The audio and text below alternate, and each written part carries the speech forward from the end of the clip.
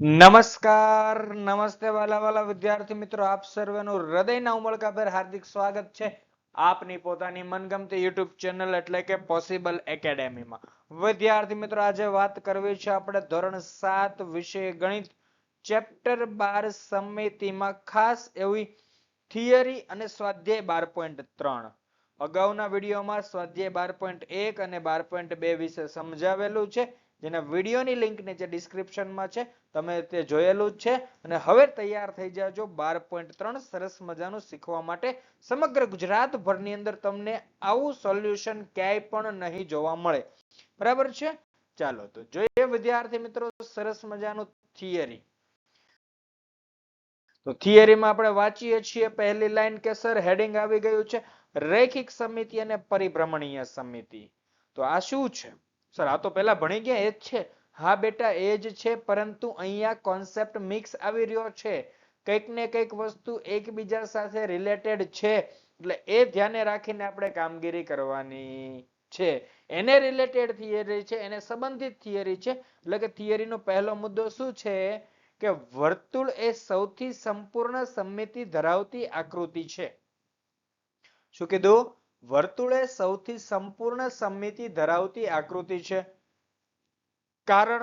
કારણ કે તેને કોઈ પણ ખૂણે તેના કેન્દ્રની ફરતે પરિભ્રમણ કરાવી શકાય છે. તેને કોઈ પણ ખૂણે તેના કેન્દ્રની ફરતે પરિભ્રમણ કરાવી શકાય છે. બીજું, સાથે સાથે તેમાં અમર્યાદિત સંખ્યામાં, કેવી સંખ્યામાં કીધું? અમર્યાદિત સંખ્યામાં રૈખિક સમિતિ છે. મતલબ કે વર્તુળની અંદર બંને સમિતિ છે, અને બંને સમિતિ કેવી છે? અસંખ્ય છે, અમર્યાદિત છે. જો તમે વર્તુળ જોયું તો ને, આ પંખા વાળું ખબર છે ને? ચલો એ સિવાય હજી એક એક્ઝામ્પલ જોઈ લઈએ આપણે વર્તુળ વાળું. જોવો, આ વર્તુળ છે આખું. જોવો તો હમણાં તમને ખબર જ છે કે આની જોવો કેટલી બધી રૈખિક સમિતિ છે, કેટલા બધા વ્યાસ હોય.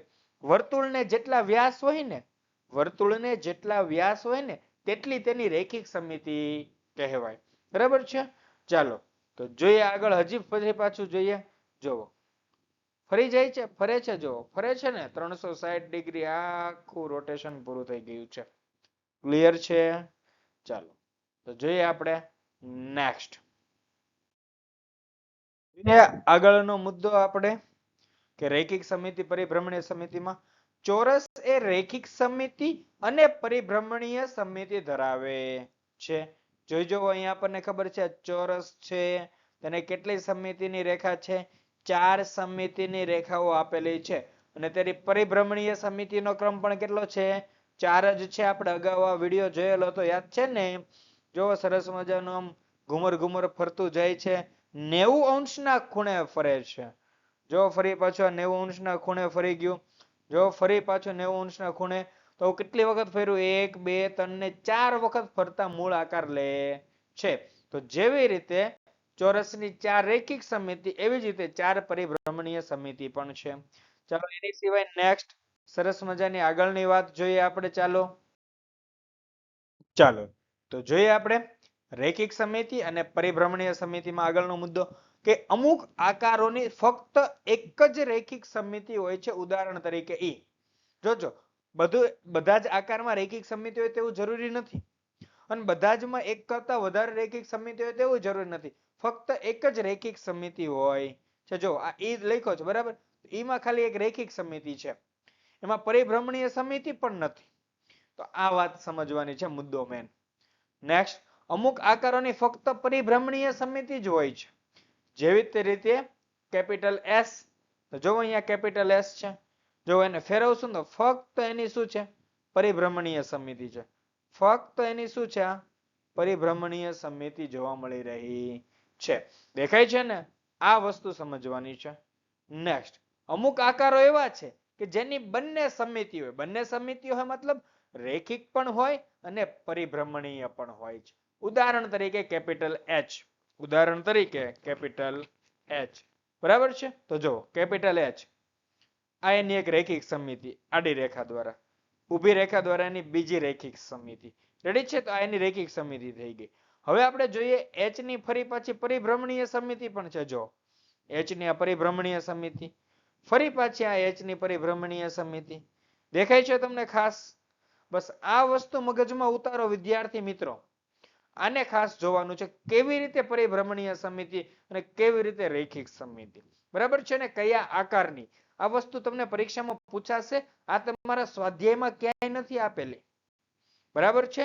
ચાલો જોઈએ નેક્સ્ટ. ખાસ સૂત્ર એક સરસ મજાનું ઇમ્પોર્ટન્ટ સૂત્ર છે કે પરિભ્રમણીય સમિતિનો ક્રમ ગુણ્યા પરિભ્રમણ કોણ બરાબર 360 અને કે અહીંયા નોંધ આપી ખાસ જો બધા જ માપ પ્રાકૃતિક સંખ્યામાં હોવા જોઈએ.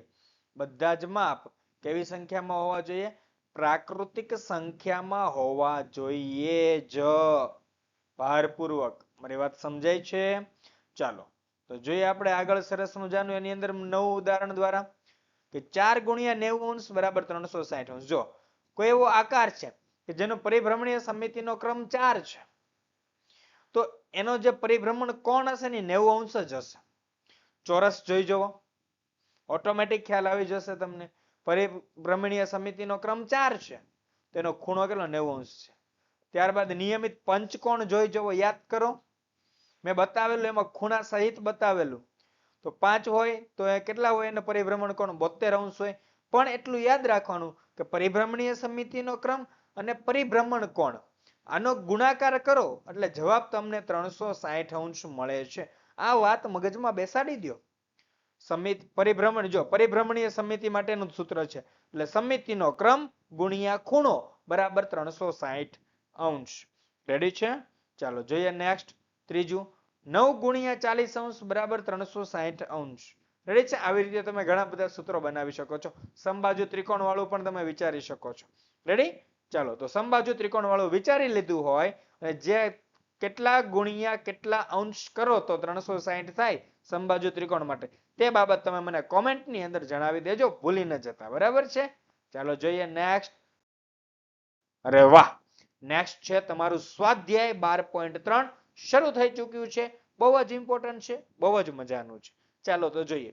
કોઈ બે એવા આંકડા જણાવો કે જેની રૈખિક સમિતિ અને પરિભ્રમણ સમિતિ બંને હોય. તો જો પહેલું તો તમને બધાને ખબર છે શૂન્ય. શૂન્યનું આખું ગામ તમને ખોટું શીખવાડશે પણ આ વસ્તુ હું શીખવાડું છું તે સાચી છે 100%. બરાબર છે? શૂન્ય છે એ વર્તુળ નથી. મગજમાં બેસાડો. હું શું બોલ્યો કે શૂન્ય એ વર્તુળ નથી. શૂન્ય એ લંબગોળ આકાર ટાઈપ છે. આ શૂન્યનો આકાર છે. રેડી? તો શૂન્યને રૈખિક સમિતિ છે? હા છે. જો આડી લાઈન દોરી બંને બાજુ સેમ થઈ ગયું. ઊભી લાઈન દોરી ડાબી જમણી બાજુ સેમ થઈ ગયું. રેડી? તો શૂન્યને રૈખિક સમિતિ છે. ખ્યાલ આવી ગયો 100%? યસ. રૈખિક સમિતિનું એક્ઝામ્પલ પતી ગયું. શૂન્યને પરિભ્રમણ સમિતિ છે અને પરિભ્રમણ સમિતિનો ક્રમ કેટલો છે તમે જ નક્કી કરીને કોમેન્ટ કરજો. ચાલો તો જો દેખાય છે શૂન્યનો પરિભ્રમણ સમિતિનો ક્રમ 1 અને ફરી પાછું એનું એ શૂન્ય આગળ વધશે એટલે પરિભ્રમણ સમિતિનો ક્રમ પણ કેટલો આવશે? 2. રેડી છે? રૈખિક સમિતિ 2 અને પરિભ્રમણ સમિતિ પણ 2. એવી જ રીતે આપણને ખબર છે 8 અડે 8 પાપડ શેક એવું ના આવે. બરાબર છે? ચાલો 1 અડે 1 પાપડ શેક એવું આવતું હોય છે. તો 8 છે. તો અહીંયા જોઈ જવો આડી રેખા દોરશો તો ઉપર નીચે બે સરખું થઈ ગયું. ઊભી લાઈન દોરશો ઊભી સમિતિની રેખા દોરશો તો ડાબી જમણી બાજુ સરખી થઈ ગઈ. Yes sir. ઓકે ડન છે. રૈખિક સમિતિ તો 8 ને પણ કેટલી રૈખિક સમિતિ છે? 2. નેક્સ્ટ જોઈએ તેની પરિભ્રમણ સમિતિનો ક્રમ વિશે. તો પરિભ્રમણીય સમિતિ જોવો તો ફરી ગયું સરસ મજાનું 180 ના ખૂણે. હા સર 1. તો એ જ 8 ફરી પાછા જોવો પરિભ્રમણ સમિતિનો ક્રમ કેટલો આવે છે? 2. તો 0 અને 8 કયા બે આંકડા છે? 0 અને 8. રેડી છે? આ તો બધું આપણે અહીંયા સમજવા માટે આકૃતિઓ છે એટલે ઓકે. ચાલો જોઈએ નેક્સ્ટ. પ્રશ્ન 2. નીચેના દરેકમાં શક્ય હોય તો કાચી આકૃતિ દોરો. પહેલું 1 થી વધુ ક્રમની રૈખિક અને પરિભ્રમણીય બંને સમિતિ હોય તેવો ત્રિકોણ. તો ત્રિકોણની અંદર જોવો તો તમને ટોટલ કુલ 6 ત્રિકોણો યાદ આવવા જોઈએ. કેટલા ત્રિકોણો? 6 ત્રિકોણો. કયા કયા છે? બાજુના આધારેથી ગણીએ તો સમબાજુ ત્રિકોણ, સમદ્વિબાજુ ત્રિકોણ, વિષમ બાજુ ત્રિકોણ. ખૂણાને આધારે જોઈએ લઘુકોણ ત્રિકોણ, ગુરુકોણ ત્રિકોણ, કાટકોણ ત્રિકોણ. પરંતુ અહીંયા જવાબ શું આવશે? 1 થી વધુ ક્રમની રૈખિક અને પરિભ્રમણીય બંને સમિતિ હોય તેવો ત્રિકોણ. તો જવાબ આવશે સમબાજુ ત્રિકોણ. તમે જોયેલું જ છે ને, તમને યાદ હશે. તો જો સમબાજુ ત્રિકોણ કેટલી સમમિતિની રેખા દર્શાવે? 3 સમમિતિની રેખા દર્શાવે છે. અને જો 3 પરિભ્રમણીય સમમિતિ દર્શાવે છે. 3 પરિભ્રમણીય સમમિતિ દર્શાવે છે. ઓકે, ચાલો તો નેક્સ્ટ બીજો સવાલ. પ્રશ્ન 2 નો બીજો. એકથી વધુ ક્રમની માત્ર રેખિક સમમિતિ હોય પણ પરિભ્રમણીય સમમિતિ ન હોય તેવો ત્રિકોણ. ચલો, એકથી વધુ ક્રમની, એક નથી કીધું, એક કરતા વધુ હોવી જોઈએ. તો આવો એક પણ ત્રિકોણ શક્ય નથી. એવો ત્રિકોણ ના મળે. પરંતુ જો રકમની અંદર થોડોક ફારફેર કરવામાં આવે, થોડોક ફેરફાર કરવામાં આવે, થોડોક બદલાવ કરવામાં આવે, થોડોક ચેન્જ કરવામાં આવે તો જવાબ મળી શકે. શું ચેન્જ કરવો પડે છે? કે એક માત્ર રેખિક સમમિતિ હોય, જોજો, એક માત્ર રેખિક સમમિતિ હોય પણ પરિભ્રમણીય સમમિતિ ન હોય તેવો ત્રિકોણ. જોજો શું કીધું અહીંયા? અહીંયા એક થી વધુ ક્રમની માત્ર, અને અહીંયા કીધું એક માત્ર. આ બંને શબ્દનો ફરક છે. શબ્દમાં રમત ક્યાં રમાઈ જાય છે આપણી સાથે? એક માત્ર અને એક થી વધુ ક્રમની માત્ર. અહીંયા આપણી આખી ગેમ અહીંયા છે. રેડી છે? જો આવું આપ્યું, જો ચોપડીમાં આપ્યું ને ઉપરનું આપેલું છે, પરંતુ એનો થોડોક સુધારો કરીને આપણે જોયું તો આપણને આવો જવાબ મળી શકે છે. રેડી? તો એક માત્ર રેખિક સમમિતિ હોય તો કયો ત્રિકોણ હોય? સમદ્વિબાજુ ત્રિકોણ. જો તો આ સમદ્વિબાજુ ત્રિકોણ છે. કયો ત્રિકોણ છે? સમદ્વિબાજુ ત્રિકોણ છે. જો એક જ મિનિટ ના, સમદ્વિબાજુ ત્રિકોણ બંને બાજુ જો તમને સરખી લાગશે. આ બાજુ અને આ બાજુ દેખાય છે? ક્લિયર? કમ્પ્લીટ? ડન છે? ચાલો, તો આ સમદ્વિબાજુ ત્રિકોણ. તો આ સમદ્વિબાજુ ત્રિકોણને કેવું હોય? એક માત્ર રેખિક સમમિતિ છે. જો ઊભી એક માત્ર રેખિક સમમિતિ છે. ઓકે, પરિભ્રમણીય સમમિતિ નથી. નેક્સ્ટ ત્રીજું. પ્રશ્ન 2 નો ત્રીજો. એકથી વધુ ક્રમની પરિભ્રમણીય સમમિતિ હોય પણ રેખિક સમમિતિ ન હોય તેવો ચતુષ્કોણ. તો કયો હોય? સમાંતર બાજુ ચતુષ્કોણ. સમાંતર બાજુ ચતુષ્કોણને પરિભ્રમણીય સમમિતિ છે. સમાંતર બાજુ ચતુષ્કોણને પરિભ્રમણીય સમમિતિ છે, પરંતુ રેખિક સમમિતિ નથી. રેડી? કારણ કે જો તમે વચ્ચેથી ભાગ કરશો, રેડી, અને પછી વચ્ચેથી ભાગ કરીને પછી આ ભાગને અહીંયા લઈ જશો, એની સાથે બેસાડશો, બરાબર છે, તો એકબીજા પર છપાઈ જવાનો નથી. એટલે રેખિક સમમિતિ નથી. કેમ કે તરત ખ્યાલ આવે, જો આ ખૂણો જો અને આ ખૂણો જો, ઓટોમેટિક બંને ખૂણા એકબીજાને ક્રોસ કરી જશે. રેડી છે? ચાલો, તો એને શું થશે? અહીંયા પરિભ્રમણીય સમમિતિ છે. જેવો છે પરિભ્રમણીય સમમિતિ છે. હા, બસ આ વસ્તુ સમજવાની છે. ઓકે, ચલો નેક્સ્ટ. પ્રશ્ન 2 નો ચોથો. એકથી વધુ ક્રમની રેખિક સમમિતિ હોય પણ પરિભ્રમણીય સમમિતિ ન હોય તેવો ચતુષ્કોણ. તો આવું પણ ના મળે. એવો ચતુષ્કોણ ના મળે. રેડી છે વિદ્યાર્થી મિત્રો? ચાલો, તો જોઈએ હવે આગળ આપણે કે ચોથું. એક માત્ર રેખિક સમમિતિ હોય પણ પરિભ્રમણીય સમમિતિ ન હોય તેવો ચતુષ્કોણ. એટલે અહીંયા પણ તમને સમજાણું. હું શું સમજાવવા માંગુ છું? અહીંયા પણ ચોપડીમાં રકમ કઈ આપેલી છે? ઉપરવાળી આવડી આ જો, એકથી વધુ ક્રમની, એકથી વધુ ક્રમની આ પુસ્તકમાં આપેલી છે, ને આપણે થોડોક એની અંદર ચેન્જ કર્યો છે. રેડી છે? ઘણા પાઠ્યપુસ્તકમાં હવે આવી ગયું છે. જૂના નવા આવા બધા પાઠ્યપુસ્તકના આધારે થોડો ઘણો ચેન્જ હોય છે. રેડી? તો એક માત્ર રેખિક સમમિતિ હોય પરંતુ પરિભ્રમણીય સમમિતિ ન હોય તેવો ચતુષ્કોણ. તો કોણ આવે?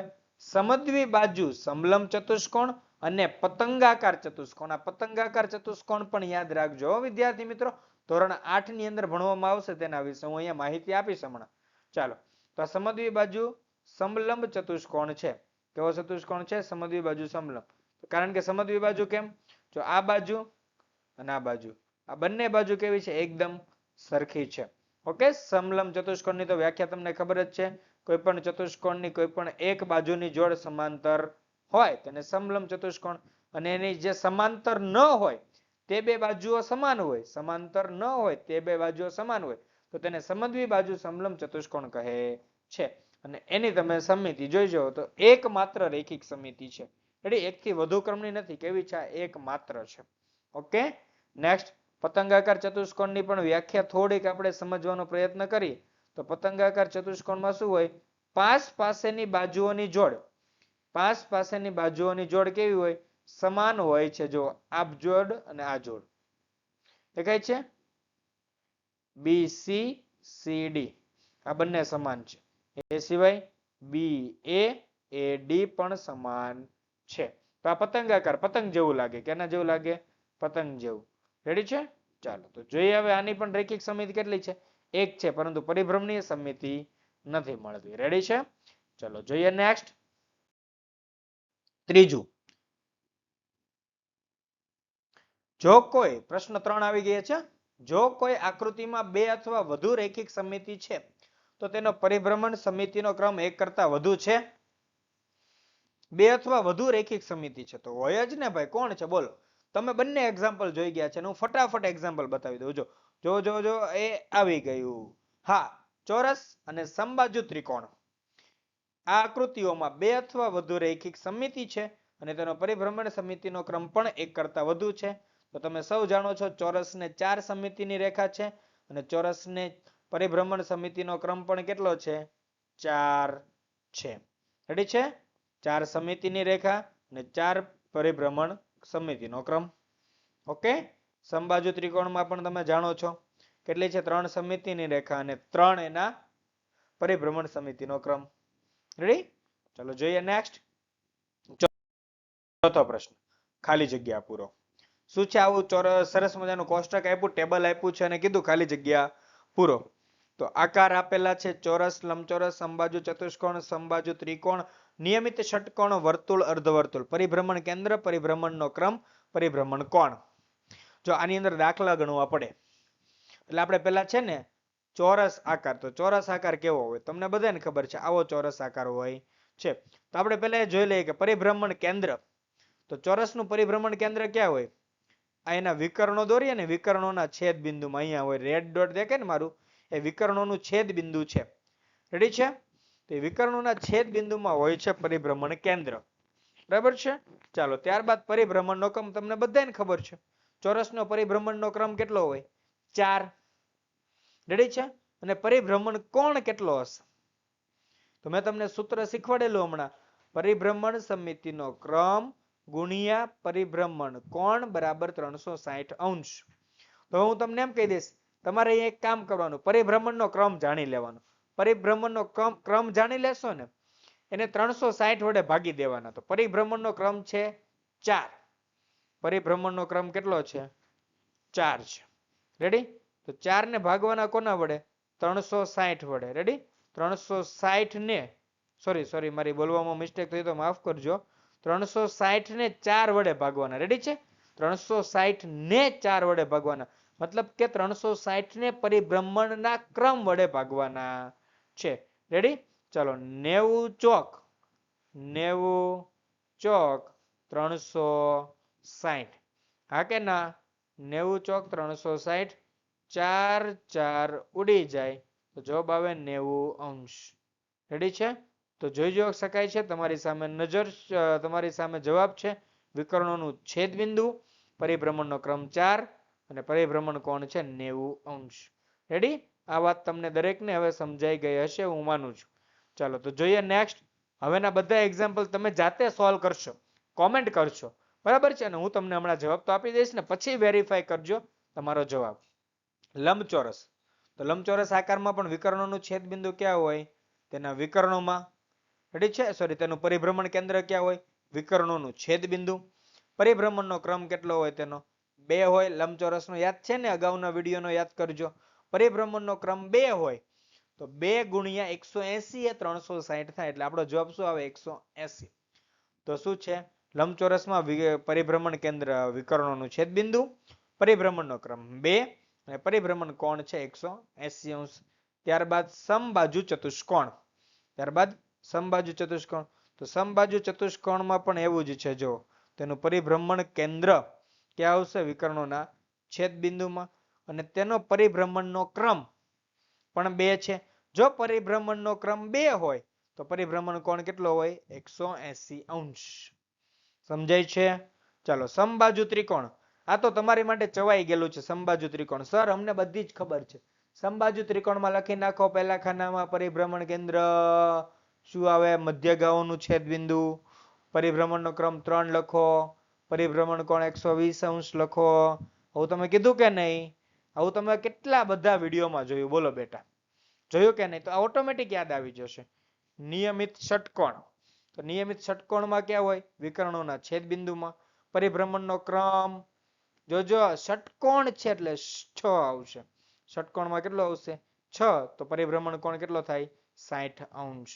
રેડી છે? કારણ કે 6 ગુણ્યા 60 કરો એટલે 360 અંશ.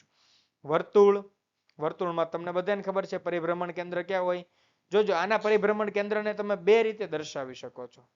વ્યાસનું મધ્ય બિંદુ અથવા વર્તુળનું કેન્દ્ર. વ્યાસનું મધ્ય બિંદુ અથવા વર્તુળનું કેન્દ્ર. રેડી છે? પરિભ્રમણનો ક્રમ કેટલો હોય? અસંખ્ય. અને પરિભ્રમણ કોણ? દરેક ખૂણો, દરેકે દરેક ખૂણો. રેડી છે? ચાલો, ત્યારબાદ અર્ધવર્તુળ. અર્ધવર્તુળમાં આપણે કહી શકાય કે અર્ધવર્તુળનું કેન્દ્ર. આ અર્ધવર્તુળનું અહીંયા કેન્દ્ર છે ને, એ એનું શું થઈ જશે? પરિભ્રમણ કેન્દ્ર. પરિભ્રમણનો ક્રમ તમે જોવો તો ખબર પડી જાય 1, એટલે પરિભ્રમણ કોણ કેટલો થાય? 360 અંશ. પરિભ્રમણનો ક્રમ 1 મતલબ તેને કોઈ પરિભ્રમણીય સમિતિ નથી. રેડી છે? બાકી આ વર્તુળમાં જો અહીંયા વચ્ચે એનું કેન્દ્ર છે, વ્યાસનું મધ્ય બિંદુ અને વર્તુળનું કેન્દ્ર એ, અને અહીંયા આપણે નિયમિત ષટકોણમાં વચ્ચે વિકર્ણોનું છેદ બિંદુ. રેડી? બાકી મધ્ય ગામમાં અહીંયા આવશે. ઓકે, ચાલો, ક્લિયર થઈ જાય છે? સમજાઈ ગયું? તો જોઈએ નેક્સ્ટ પ્રશ્ન 5. એવા ચતુષ્કોણનું નામ જણાવો કે જેની રેખિક સમિતિ અને પરિભ્રમણીય સમિતિ બંનેનો ક્રમ 1 કરતા વધુ હોય. તો તમારી સામે જવાબ છે ને, તમને ખ્યાલ છે કે ચોરસ, લંબચોરસ અને સમબાજુ ચતુષ્કોણ કે જેની રેખિક સમિતિ અને પરિભ્રમણીય સમિતિ બંનેનો ક્રમ 1 કરતા વધુ છે. તો ચોરસ દેખાય છે ને, ચોરસ તો તમને ખબર જ છે. રેડી? ક્લિયર? ચોરસ. હવે જો લંબચોરસ, તો લંબચોરસમાં તમને ખબર છે. જુઓ, આ આકૃતિઓ બધી જ વખતે દોરવી જરૂરી નથી. આ તો તમને જસ્ટ સમજાઈ જાય એની માટે છે. હવે જો સમબાજુ ચતુષ્કોણ, સમબાજુ ચતુષ્કોણની અંદર ધીરે ધીરે જોઈ લેજો. સમજાઈ ગયું કે નહીં? બસ આ વસ્તુ સમજવાની છે, આને મગજમાં ઉતારવાની છે. ક્લિયર થાય છે?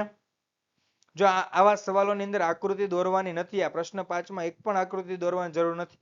પ્રશ્ન 4 માં મેં સાઈડમાં આકૃતિઓ દોરવાની જરૂર નથી. બરાબર છે? આ ફક્ત તમારી સમજણ માટે છે. માઇન્ડ ડેવલપ થાય, વિઝ્યુઅલાઇઝેશન પાવર વધે એના માટેનું છે. રેડી? ચલો જોઈએ નેક્સ્ટ, છઠ્ઠો સવાલ. કેન્દ્રથી 60 અંશ ફર્યા પછી આકૃતિ તેની મૂળ સ્થિતિના જેવી જ દેખાય છે. તો બીજા કયા ખૂણાઓ માટે આવું થશે? તો આકૃતિ વિચારો 60 અંશ પછી, તો 360 ને 60 વડે ભાગી નાખો. તો પહેલા ભાગી શકાય કે નહીં? મેં શું કીધું? 360 અંશ એને ભાગી નાખો કેટલા વડે? 60 વડે. રેડી છે? ચાલો, મીંડું મીંડું ઉડે? ઉડે. હવે ઘણા કહેશે સર 6 6 ઉડે. એલા બેટા નો ઉડે, ગણિતનું ખૂન થઈ જાય ને. 6 6 એમ નો ઉડે. 6 ગુણ્યા 6 એટલે 36 ઉડે. 6 ગુણ્યા 6 એટલે 36 ઉડે. 6 6 ઉડી જશે. તો કેટલા વધશે? માત્ર 6. હવે જો અહીંયા પૂર્ણાંકમાં જવાબ આવ્યો એટલે અહીંયા શું કરવાનું ખબર છે? 60 નો ઘડિયો બોલી નાખવાનો. 60 એકા 60, 60 દુ 120, 60 તેરી 180, 60 ચોક 240, 60 પંચા 300, 60 છંગ 360. તો બસ આ જ વસ્તુ છે કે આ આકૃતિ બીજા 120 અંશ, 180 અંશ, 240 અંશ, 300 અંશ અને 360 અંશના ખૂણે મૂળ સ્થિતિ જેવી જ દેખાશે. રેડી? તો જો આપણે આકૃતિ દ્વારા સમજીએ કે આ એક ષટકોણ છે. માની લો કે ષટકોણ એટલે નિયમિત ષટકોણ છે અને તમને ખબર છે કે તે 60 અંશ ફર્યા પછી મૂળ આકૃતિ જેવું દેખાય છે. ધીરે ધીરે જોજો. રેડી? મેં એક સાથે 360 ફેરવેલું છે પણ સ્લો સ્પીડમાં છે, જોતા જજો. ચાલો, આ પેલું 60 અંશ ફરી ગયું, બીજું 60 અંશ ફરી ગયું, ત્રીજું 60 અંશ ફરી ગયું, ચોથું 60 અંશ ફરી ગયું, પાંચમું 60 અંશ ફરી ગયું અને છઠ્ઠું 60 અંશ ફરી ગયું. એટલે મૂળ સ્થાને આવી ગયા. મતલબ પહેલું, બીજું, ત્રીજું, ચોથું, પાંચમું, છઠ્ઠું બોલો. મતલબ પહેલું એટલે 60, બીજું એટલે 120, ત્રીજું એટલે 180, ચોથું એટલે 240, પાંચમું એટલે 300 અને છઠ્ઠું એટલે 360 અંશ. ક્લિયર છે? જોઈએ ચાલો નેક્સ્ટ ચેપ્ટર નો સરસ મજાનો છેલ્લો સવાલ, મસ્તીનો સવાલ અને ચેપ્ટર થશે સંપૂર્ણ પૂરું. સ્વાધ્યાયનો છેલ્લો સવાલ, પ્રકરણનો પણ છેલ્લો સવાલ અને પછી મળવાના છે નેક્સ્ટ 13મા ચેપ્ટર માટે. મળીશું ને? ફટાફટ ચેનલને સબસ્ક્રાઇબ કરી દેજો, વિડીયો લાઈક કરી દેજો, બરાબર છે દોસ્તો મિત્રોને શેર કરી દેજો. 7મો સવાલ, નીચે આપેલા ખૂણાઓ માટે શું આપણે એક કરતા વધુ ક્રમની પરિભ્રમણીય સમિતિ મેળવી શકીએ? પહેલું છે 45 અંશ, બીજું છે 17 અંશ. તો આ માટે આપણને સૂત્ર યાદ હોવું જોઈએ. પરિભ્રમણીય સમિતિનો ક્રમ ગુણ્યા પરિભ્રમણ કોણ બરાબર 360 અંશ. અને એક મેં તમને ખાસ નોંધ લખાવેલી, શું? બધા જ માપ પ્રાકૃતિક સંખ્યામાં હોવા જોઈએ. આવી નોંધ હતી કે નહીં બેટા? હા સાહેબ હતી હો, નોંધ હતી. બસ જો આ જ નોંધ સમજવાની છે કે શું છે આ નોંધ, બરાબર? તો એનો પહેલો સવાલ જોઈએ 45 અંશ. તો પરિભ્રમણીય સમિતિનો ક્રમ બરાબર 360 અંશ ભાગ્યા પરિભ્રમણ કોણ. જો અહીંયાથી મેં સૂત્ર થોડુંક બદલ્યું, તો પરિભ્રમણીય સમિતિનો ક્રમ એમનેમ રાખ્યું. આ ગુણાકારમાં છે પરિભ્રમણ કોણ, સામે જાય તો ભાગાકારમાં. તો 360 ભાગ્યા પરિભ્રમણ કોણ. તો 360 ભાગ્યા કેટલા થશે? 45. 360 ભાગ્યા કેટલા થાય? 45. અને 360 ભાગ્યા 45 એટલે જવાબ આવશે આપણો 8. રેડી? એ તમે ભાગાકાર કરશો એટલે તમને ઓટોમેટિક આવડી જશે, બરાબર છે? કારણ કે જો ભાગાકાર ન આવડે તો એકદમ સિમ્પલ, જો આની અંદર ઉડે એવું છે ને એટલે હું તમને ભાગાકાર બતાવું છું. બાકી ભાગાકાર 45 વડે કરવો થોડોક તમને અઘરો લાગતો હોય, પણ હું બતાવું. જો 360 ભાગ્યા 45. તમને 9 પંચા ન બોલતા આવડે બેટા? 6 આવડે ને? 9 પંચા 45. રેડી છે? ચાલો, તમને એ ખબર છે 4 નવા 36 ખબર છે કે નથી ખબર? હા સાહેબ 4 નવા 36 ખબર, પણ અહીંયા તો 360 આપ્યું, તો 40 નવા કરી નાખો બેટા. તો 9 9 ઉડી જાય, 40 ની બદલે કરી નાખો 8 પંચા 40, 8 પંચા 40. તો શું થશે? ફરી પાછું 5 5 ઉડી જશે. તો આપણી પાસે શું વધ્યું? પ્રાકૃતિક સંખ્યાની અંદર જવાબ વધ્યો 8. પ્રાકૃતિક સંખ્યાની અંદર જવાબ કેટલો વધે છે? 8. એટલા માટે આપણે શું કહી શકીએ છીએ કે કહી શકાય 360 અંશને 45 વડે નિશેષ ભાગી શકાય છે. તેથી 45 અંશના ખૂણા માટે એક કરતા વધુ ક્રમની પરિભ્રમણીય સમિતિ મેળવી શકીએ છીએ. ક્લિયર છે? આની માટે મેળવાય. નેક્સ્ટ બીજું જોવો તમે, પરિભ્રમણીય આપણને આપ્યું બીજું 17 અંશ. સૂત્ર તો આપણને ખ્યાલ છે. પરિભ્રમણીય સમિતિનો ક્રમ બરાબર 360 અંશ છેદમાં પરિભ્રમણ કોણ. તો પરિભ્રમણીય સમિતિનો ક્રમ બરાબર 360 ભાગ્યા 17 એટલે જવાબ આવશે આપણો 21.18. 21.17 6 4 એ ટાઈપનું આવે. તમે આ ભાગાકાર જાતે કરજો. આટલું તો હોમવર્ક કરશો ને બેટા? હા સર કરીશો. Okay, very good. ઓકે, ચાલો જોઈએ. તો 360 ને 17 વડે ભાગો તો 21.18. પણ આપણો તો નિયમ શું હતો કે બધા જ માપ પ્રાકૃતિક સંખ્યામાં હોવા જોઈએ. તો આ 21.18 પ્રાકૃતિક સંખ્યા છે? ના સર નથી. તો બસ એ જ વાત છે કે 360 અંશને 17 વડે નિશેષ ભાગી શકાતા નથી. પોઈન્ટમાં જવાબ આવે છે. તેથી 17 અંશના ખૂણા માટે એક કરતા વધુ ક્રમની પરિભ્રમણીય સમિતિ મેળવી શકીએ નહીં. ક્લિયર છે? શેમાં મેળવાય શેમાં ના મેળવાય ખાસ ધ્યાનથી સમજી રાખજો, બરાબર છે? તો વિદ્યાર્થી મિત્રો, અહીં આપણું સ્વાધ્યાય 12.3 પૂરું થાય છે. પ્રકરણ 12 પણ પૂરું થાય છે. તો પરમ કૃપાળુ પરમાત્માને પ્રાર્થના કરી દેજો, હે પરમ કૃપાળુ પરમાત્મા, અમે આ બધું વાંચેલું છે, લખેલું છે, સમજેલું છે, તમને અર્પણ કરીએ છીએ અને પરીક્ષા દરમિયાન તમે અમને આ બધી જ બાબતો યાદ કરાવશો એવી આપ પ્રભુ ચરણોમાં અમે નાના ભૂલકાઓની પ્રાર્થનાને આપ સ્વીકાર કરો, બરાબર છે? તો ચાલો વિદ્યાર્થી મિત્રો, મળવાના છે નેક્સ્ટ નવા સરસ મજાના ચેપ્ટર 13 સાથે. ત્યાં સુધી આપને વિદાય લઈ રહ્યો છું. જય હિન્દ, જય ભારત, જય જય ગરવી ગુજરાત. ટાટા, બાય બાય, આવજો.